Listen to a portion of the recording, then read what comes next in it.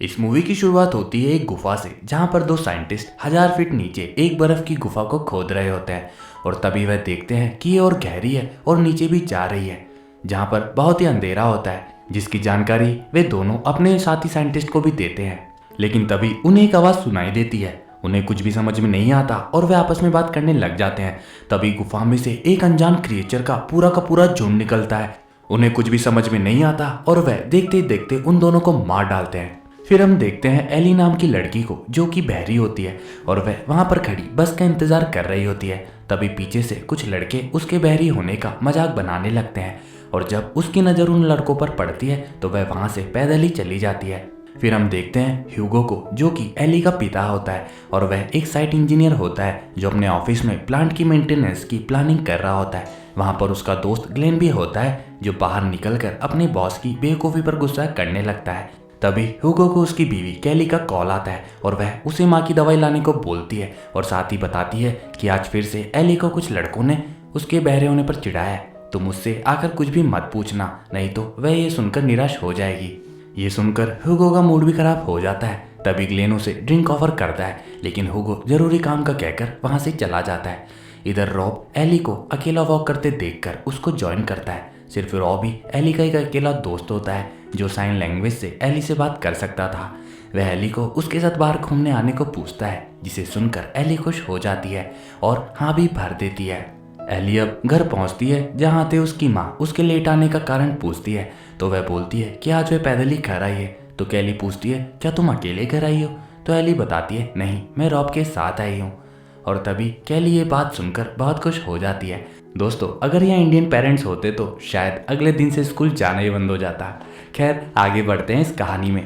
तभी एली को महसूस होता है कि उसका डॉग जोर जोर से बाहर देखकर भौंक रहा है, लेकिन वह इसे इग्नोर कर जाती है और सभी साथ में रात को डिनर करने लगते हैं। तभी हमें पता चलता है कि एक एक्सीडेंट में कैसे एली ने अपने ग्रैंड पेरेंट्स को और अपनी सुनने की कैपेबिलिटी को भी खो दिया था। अब एली अपने बेड पर रॉब से बात कर रही होती है। तभी रॉब उसे एक वीडियो भेजता है जिसमें बहुत सारे बर्ड्स को एक साथ उड़ते हुए दिखाए जाते हैं। एली को कुछ भी समझ में नहीं आता। तभी ह्यूगो वहाँ पर आ जाता है और एली से आज के दिन के बारे में पूछता है। तो एली बोलती है, सब बढ़िया था डैड, आपको मेरी फिक्र करने की ज़रूरत नहीं है, मैं अब बड़ी हो गई हूँ। तो ह्यूगो बोलता है, हाँ जानता हूँ, लेकिन हो तो तुम हमारी छोटी बच्ची ही ना। और ऐसा कहकर वह वहाँ से चला जाता है और एली भी तब सो जाती है। तभी अचानक से कैली उसे आकर उठाती है और सुबह के 3 बजे हेलीकॉप्टर का शोर सुनकर सभी घर वाले शॉक्ड हो जाते हैं। तभी वह सब न्यूज़ देखने लगते हैं कि यूएस सिटीज़ पर किसी ने हमला कर दिया है। किसी को कुछ भी समझ में नहीं आता और तभी ग्लेन भी वहाँ पर आ जाता है। तभी न्यूज़ आती है कि सरकार हमसे झूठ बोल रही है और वह एक वीडियो दिखाता है जिसमें लोग बुरी तरह से मरे हुए होते हैं। और तभी एक औरत अपनी बगल वाली कार में मरे हुए लोगों का वीडियो भी दिखाती है, जो अपने बेटे के मुंह पर टेप चिपका देती है और सबको एक लिखा हुआ नोट दिखाती है जिसमें लिखा होता है कि शोर मत मचाओ।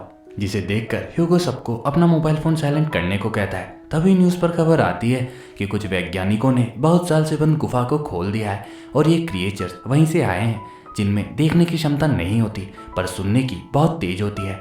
तभी टीवी पर इमरजेंसी टेलीकास्ट होता है कि अपने घर में बिना शोर मचाए रहे।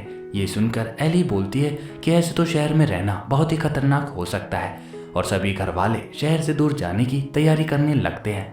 रास्ते में जाते वक्त हम देखते हैं कि उनके पूरे शहर पर उन भयानक क्रिएचरों ने हमला कर दिया था और फिर हम एक मेट्रो स्टेशन को देखते हैं जहाँ पर कोई भी नहीं होता और दीवारों पर खून भी लगा होता है। तभी वहीं पर खड़ी मेट्रो में लोगों को दिखाया जाता है जो एकदम शांत बैठे होते हैं, लेकिन उनमें से एक लेडी का छोटा सा बच्चा अचानक से रोने लग जाता है, जिसे देखकर एक आदमी उसे वह बच्चा छीन लेता है। तभी वह औरत उसे बच्चा देने को कहती है और वहां से जाने को कहती है।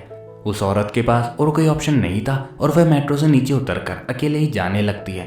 रास्ते में जाते वक्त वह बच्चा अचानक से रोने लग जाता है, जिसकी आवाज़ वह क्रिएचर सुन लेते हैं और उस औरत और बच्चे को वहीं पर ख़त्म कर भी देते हैं। ये सारा तमाशा वह लोग मेट्रो में से देख रहे होते हैं, लेकिन किसी की भी कुछ भी करने की हिम्मत नहीं होती।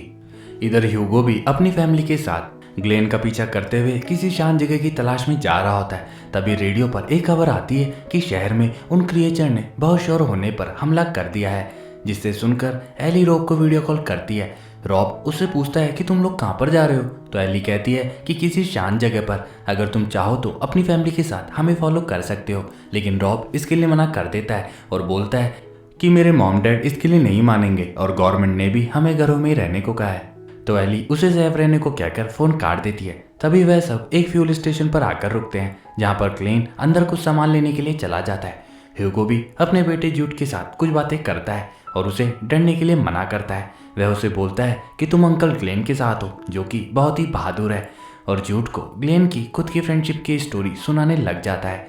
तभी एली भी अपने डॉग को बाहर निकाल कर घुमाने लगती है।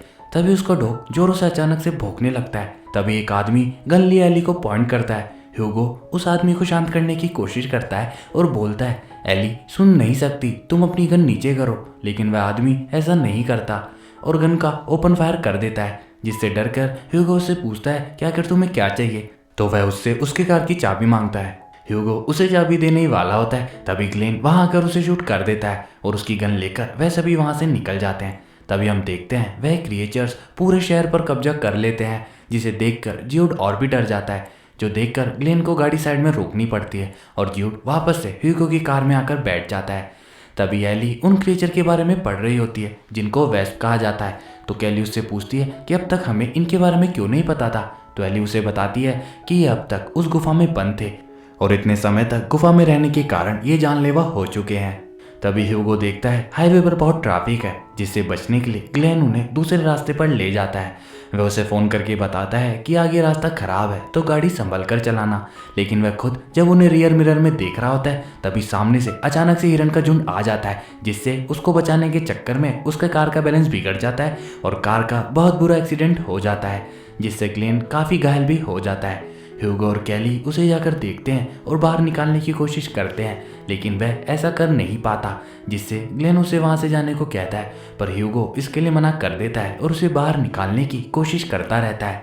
तभी ग्लेन ह्यूगो से उसकी गन मांगता है और ह्यूगो जब उसे गन देता है तो ग्लेन उसे गन पॉइंट पर वहां से जाने को कहता है और ह्यूगो को ऐसा करना पड़ता है। अब वह सभी गाड़ी में बैठकर जाने लगते हैं। तभी एली का डॉग भौंकने लग जाता है, जिसकी आवाज़ सुनकर सभी क्रिएचर उनके पास आ जाते हैं और उनकी गाड़ी पर हमला करने लग जाते हैं। कैली के चीखने की आवाज़ सुनकर ग्लेन भी अपनी गन को शूट करने लग जाता है, ताकि वह उनका ध्यान वहां पर से हटा सके, और वह सबको शूट करने लग जाता है। ह्यूगो को भी मजबूरन उस डॉग को वहां से निकालना पड़ता है। इसके बाद वह ग्लेन की गाड़ी को आग लगा के वहां से अपनी फैमिली के साथ पैदल ही निकल जाता है। तभी रास्ते में उन्हें एक घर दिखता है और सभी उस घर की ओर निकल पड़ते हैं। तब तक रात हो चुकी होती है और ह्यूगो उस घर के पास आते ही गेट खोलने की कोशिश करता है, लेकिन उस गेट पर एक बेल लगी होती है, जो गेट लॉक होने की वजह से बजने लग जाती है, जिसके बजते ही एक क्रिएचर वहां पर आ जाता है।